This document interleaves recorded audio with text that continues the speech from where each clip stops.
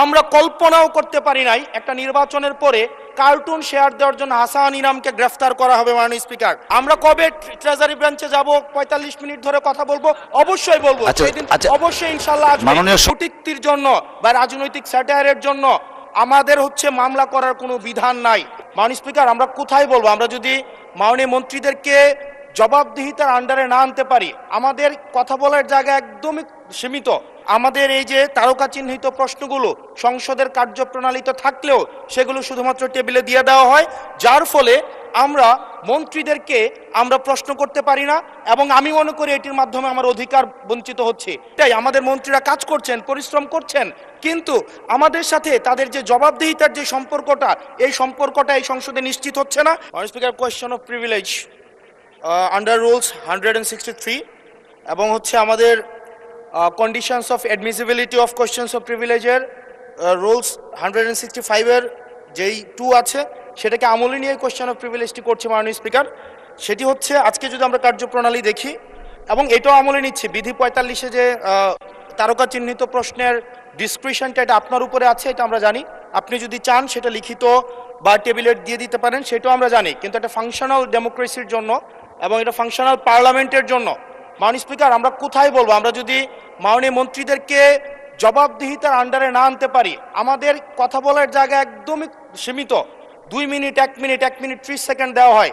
সেই জায়গায় আমরা মাননীয় মন্ত্রীদেরকে চলমান বিভিন্ন বিষয়ে আপনার প্রশ্নের মধ্যে তাদেরকে আনি।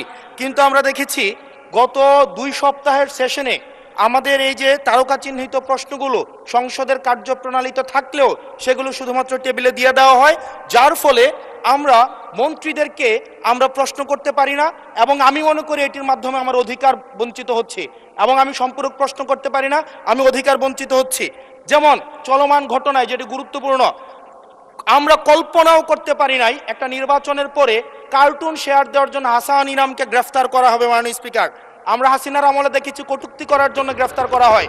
কার্টুন শেয়ার করার কারণে আমাদের চিফ হুইপ মহোদয় আমাদেরকে ইনভাইট করেছিলেন এই সংসদে, যে উনি বলেছিলেন তিমির এবং হাঙ্গর, এটা স্যাটায়ার করে বলেছিলেন, এটা আমরাও বুঝেছি, এটা উনিও বুঝেছেন। কিন্তু মাননীয় স্পিকার, দুঃখজনক বিষয় যে এই কার্টুনটি শেয়ার করার কারণে আমাদের মাননীয় চিফ হুইপ মহোদয়ের এক কর্মী মামলা করেছে 25 ধারায়। যে মামলা 25 ধারায় যদি সংক্ষেপে বলি, আপনি মাননীয় স্পিকার, মাননীয় সদস্য, 1 মিনিট মাননীয় স্পিকার, আমরা এমনি সুযোগ পাই না, সুযোগ দেওয়া হয় না। আমরা কবে ট্রেজারি ব্রাঞ্চে যাব, ৪৫ মিনিট ধরে কথা বলবো, অবশ্যই বলবো সেদিন অবশ্যই ইনশাআল্লাহ আসবে। মাননীয় সদস্য, আপনি একটু শেষ করুন দয়া করে। জাস্ট 1 মিনিট মাননীয় স্পিকার। 25 ধারায় রয়েছে, যে বিধিতে মামলা হয়েছে 25 ধারায় রয়েছে, যৌন নির্যাতন করা হইলে, সংক্ষেপে বলছি, তাইলে এই ধারায় মামলা করা হবে। কিন্তু মাননীয় স্পিকারের মাননীয় হুইপ মহোদয়ের যেই মিমটি শেয়ার করা হয়েছে, সেখানে কোথায় যৌন নির্যাতন করা হয়েছে? এখানে একটা মিম শেয়ার দেওয়া হয়েছে, যেখানে দেওয়া হয়েছে তিমি মাছ সবাইকে সার্ভ করা হচ্ছে। এবং এই ধরনের মামলায় আমাদের এই অভ্যুত্থান পরবর্তী সময়ে বিরোধী দল মতকে দমন নিপীড়নের জন্য গ্রেফতার করা হচ্ছে, এবং জামিনও দেওয়া হচ্ছে না। এবং এইখানে কোনো ধারায়, 25 ধারায় সাইবার নিরাপত্তা যেটা আইন এই সংসদে পাশ করা হয়েছে, এই আইনে কটূক্তির জন্য বা রাজনৈতিক স্যাটায়ারের জন্য আমাদের মামলা করার কোনো বিধান নাই। সেই জায়গাতে এই প্রশ্নগুলো আমরা কাদেরকে করব? যদি আমাদেরকে আমাদের এই মৌখিক প্রশ্ন উত্তর পর্বটি যদি আপনারা বাদ দিয়ে দেন, তাহলে আমরা কাদের কাছে প্রশ্ন করব? এটা একটা মনোলগ সেশন হবে, এখানে সবগুলো স্ক্রিপ্টেড থাকবে, মন্ত্রণালয় থেকে যে উত্তর রেডি করে দিবে সেটাই। আমাদের মন্ত্রীরা কাজ করছেন, পরিশ্রম করছেন, কিন্তু আমাদের সাথে তাদের যে জবাবদিহিতার যে সম্পর্কটা, এই সম্পর্কটা এই সংসদে নিশ্চিত হচ্ছে না। এবং আমি মনে করছি রুলস 163 এই বিধি অনুযায়ী আমার অধিকার বঞ্চিত করা হচ্ছে, এবং অতি সত্বর এই যে মৌখিক উত্তরদানের যে কর্মসূচিটি রয়েছে সেটি রুলস অফ প্রসিজারে অন্তর্ভুক্ত করা হোক, যাতে করে আমাদের মাননীয় মন্ত্রীদেরকে আমরা জবাবদিহিতার আন্ডারে আমরা আনতে পারি। এর উপর তো আমার বক্তব্য আছে। ব্যক্তিগতভাবে এটা এত বেশি হুমকির মুখোমুখি হতে হচ্ছে মাননীয় স্পিকার। আমি আসলে নির্বাচনের আগ থেকেই আপনারা জানেন আমি যে অঞ্চলে জন্ম নিয়েছি সেই অঞ্চলে একটি দ্বীপাঞ্চল, এবং যেখান থেকে ইলেকশন করেছি সেই জায়গায় ভূমিদস্যু জলদস্যুদের উৎপাত অনেক বেশি। এটা ধারাবাহিকভাবে গত পরশু আমি হাতিয়া থেকে আসার সময়ও প্রশাসনিকভাবে এবং বিভিন্ন মারফতে জানতে পেরেছি। আমি যে ফেরিতে করে আসতেছিলাম, আমার উপর আক্রমণের জন্য ডাকাত দল প্রস্তুতি নিয়েছিল, তারপরে প্রশাসনের সহযোগিতা আমি সেখান থেকে এসেছি। এর আগেও আমি 2বার আক্রমণের শিকার হয়েছি, নির্বাচনের সময় 3বার আক্রমণের শিকার হয়েছি। আমার পক্ষে যারাই কোনো কথা বলে, এমনকি মসজিদে আমার জন্য দোয়া করেছে, সেই মসজিদের ইমামকে মসজিদের ভিতর থেকে বের করে এনে প্রচণ্ডভাবে তার উপর হামলা করা হয়েছে এবং তাকে আজকে প্রায় 1.5 মাস ধরে তাকে চিকিৎসা নিতে হচ্ছে। আমার উপর যারা আক্রমণ করেছে, আমি আপনাকে সেই জায়গায় কিছু নোটিশের সাথে কিছু ডকুমেন্টস দিয়েছি যে সরাসরি অস্ত্র হাতে আমাকে কোফাতে আসা হয়েছে। একজন সংসদ সদস্য হিসাবে আমি এই বিষয়টা এখানে উপস্থাপন করতে বাধ্য হচ্ছি, কারণ এই জায়গাটায় আমি মনে করি সন্ত্রাসীদের কোনো রাজনৈতিক ঠিকানা নেই। প্রতিনিয়ত বিভিন্ন একটি রাজনৈতিক দলের পদধারী এবং হচ্ছে বিভিন্ন ক্ষেত্রে পূর্বের ফ্যাসিবাদী লোকজন তারা সরাসরি ফেসবুকে থেকে একটি রাজনৈতিক সংগঠনের এখনকার শেল্টারে থেকে ফেসবুকে ভিডিও আকারে আপনারা যদি তদন্ত দেন, তদন্তে আমরা রিপোর্ট পেশ করব, ভিডিও দিব এবং হচ্ছে প্রত্যেকটা রেকর্ড আমাদের কাছে আছে যে হচ্ছে তারা কিভাবে আমাকে হত্যার হুমকি দিচ্ছে, এলাকায় ঢুকতে না দেওয়ার হুমকি দিচ্ছে। আমি তো আমার যেই এলাকা যেই থেকে আমি নির্বাচন করছি সেই এলাকায় আমাকে নিরাপদে যাওয়ার ব্যবস্থা করতে হবে, নিরাপদে আমাকে থাকার ব্যবস্থা করতে হবে, আমার সাথে যারা নেতাকর্মীরা চলাচল করবে তাদের নিরাপত্তা দিতে হবে। এটা একজন বিশেষ অধিকারের ব্যাপারে, এটা বিশ্বব্যাপী একজন সংসদ সদস্যের বিশেষ নিরাপত্তা বিধান করা রাষ্ট্রের দায়িত্ব, সরকারের দায়িত্ব। অথচ আমার উপর সরাসরি ভিডিওতে এবং সংবাদ মাধ্যমে প্রকাশিত সরাসরি অস্ত্র হাতে আমাকে কোপাতে আসা ব্যক্তিও এখন যখন আবার আমার নেতাকর্মীদেরকে হুমকি দিচ্ছে, তাহলে তো আমি অবশ্যই নিরাপত্তাহীনতায় ভুগবো। তো এই ব্যাপারটা অবশ্যই গ্রহণ করে আমি মনে করি একটা তদন্তে পাঠানো দরকার, সংসদীয় তদন্ত হতে পারে এবং কারা এই ব্যাপারে আমাদেরকে, আমি সহ আমার নেতাকর্মীদেরকে কিভাবে হত্যার হুমকি দিয়ে এবং হচ্ছে এখন এলাকায় থাকে সরাসরি আক্রমণ করে, এমনকি আমার উপর আমার নিরাপত্তা দিতে যাওয়া পুলিশের উপর আক্রমণ হয়েছে। নট এ সিঙ্গেল আসামি অ্যারেস্ট হয়েছে। ভোটের দিনে আমার উপর আমার গাড়ি বড় হামলা করে, আমার গাড়িতে 6টা কুকুর দাগ এখনো আছে, এখনো তারা এলাকায় ঘুরে বেড়াচ্ছে। বিটিভির সাংবাদিককে কুপিয়েছে, এখনো এলাকায় ঘুরে বেড়াচ্ছে। এই প্রত্যেকটা আসামির ক্ষেত্রে দেখা যাচ্ছে তৎকালীন ইউনিয়ন বিএনপির সভাপতিকে হত্যা করেছে, ইউনিয়ন বিএনপি সদস্যকে হত্যা করেছে। এই ধরনের হত্যা মামলার আসামিরা, এই ধরনের হত্যা মামলা, আমি আমার বিশেষ নিরাপত্তার বিধিতে কথা বলতেছি, আপনাদের উপরে হামলা হতে পারে এভাবে না। মাননীয় স্পিকার, এটা একেবারে মাননীয় সদস্য, আমি আমার নিরাপত্তার কথা বলছি, আমি কনসার্ন জানাচ্ছি এবং আমার উপর যদি পরের বার আক্রমণ হয় সেটাকে ট্রেজারি বেঞ্চ থেকে দায়িত্ব নিবে কিনা এটা তাহলে বলুক যে আমরা দায়িত্ব নিব, আমরা সরকারের দায়িত্ব আছে, পরেরবার যদি আপনার উপর আক্রমণ হয় আমরা দায়িত্ব নিব। আমি বসে যাচ্ছি, আর নয় বলতে হবে যে যারা এই সন্ত্রাসী কার্যক্রম করে তাদেরকে আইনের আওতায় আনবো আমরা। ধন্যবাদ মাননীয় সদস্য। এখন একটু শুনেন, এটা আমার হাহাকারও বলতে পারেন, কারণ আমি মামলা দিয়ে জিডি করে এখন পর্যন্ত মাননীয় সদস্য অধিকার পাচ্ছি না, যার কারণে আমাকে সংসদে বলতে হচ্ছে। একটু শুনুন দয়া করে। আপনার নোটিশটা পেয়েছি এবং আপনি বসেন দয়া করে, অসুবিধা নেই। আপনার নোটিশটা পেয়েছি, যথাযথ নিয়মে নোটিশটা আমরা ডিসপোজড অফ করেছি। আমি চেয়েছিলাম মাননীয় স্বরাষ্ট্রমন্ত্রী উপস্থিতিতে এটা করার জন্য, স্বরাষ্ট্রমন্ত্রী যেহেতু নেই, যে কারণে নোটিশটা নিষ্পত্তি করেছি। আলোর পথে নতুন দিশা। উনি যেহেতু এসছেন, বোধহয় মাত্র ঢুকেছেন, আমিও খেয়াল করিনি, হয়তো 1 মিনিট সময় দিলে উনি নোটিশটা সম্পর্কে বুঝতে পারবেন। Let us give him time to consume the notice.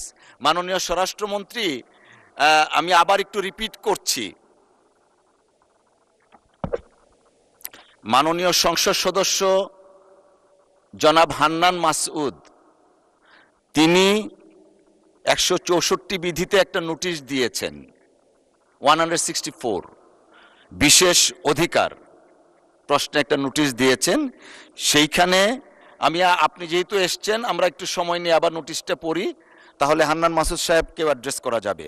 উনার নোটিশের বক্তব্য হচ্ছে, বাংলাদেশ জাতীয় সংসদের একজন সদস্য হিসাবে আমার জান, মাল, সম্মান এবং মর্যাদা রক্ষা করা মহান জাতীয় সংসদের দায়িত্ব বলে আমি মনে করি। এটি আমার বিশেষ অধিকার ও বটে।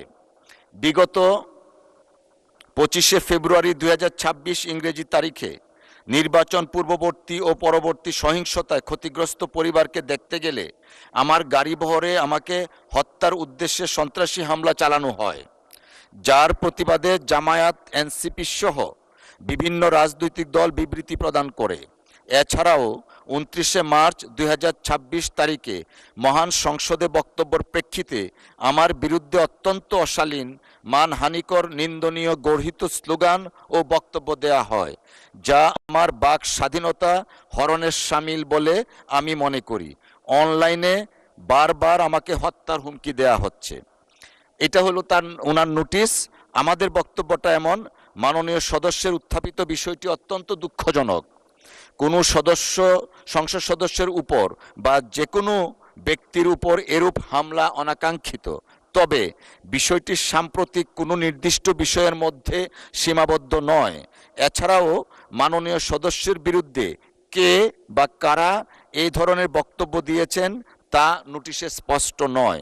তবুও আমি মাননীয় সদস্যের উত্থাপিত অভিযোগের বিষয়ে অত্যন্ত সহানুভূতিশীল, কিন্তু কার্যপ্রণালী বিধি 165 উপবিধি 2 এবং 165 উপবিধি 4 অনুযায়ী বিধিগত সীমাবদ্ধতার কারণে নোটিশটি গ্রহণ করতে পারছি না বলে আন্তরিকভাবে দুঃখিত। তবে আমি মাননীয় সদস্য জনাব আব্দুল হান্নান মাসুদের নোটিশে উত্থাপিত বিষয়ে কার্যকর আইনানুগ ব্যবস্থা গ্রহণের জন্য মাননীয় স্বরাষ্ট্রমন্ত্রীকে অনুরোধ জানাচ্ছি। ধন্যবাদ। মাননীয় স্বরাষ্ট্রমন্ত্রী, মাইকটা দিবেন প্লিজ। মাননীয় স্পিকার, আপনাকে ধন্যবাদ। মাননীয় সদস্য যথাযথভাবেই বিধি মোতাবেক তার নোটিশটি প্রদান করেছেন বলে আমার বিশ্বাস, এবং বিধি মোতাবেক আপনি সেটা নিষ্পত্তি করেছেন, আপনার সিদ্ধান্ত জানিয়েছেন। এরপরেও তার নোটিশটি আপনি দ্বিতীয়বারের মতো আবার পড়ে শুনিয়েছেন, আপনাকে অসংখ্য ধন্যবাদ। এবং মাননীয় সদস্য, আমি তখন আমার সংসদ রুমেই ছিলাম, উনি যখন স্টার্ট করেছেন আমি শুনেছি কিছু, বাকিটা এখানে এসে শুনলাম। এটা অত্যন্ত দুঃখজনক যদি ঘটনাটা সত্য হয়ে থাকে।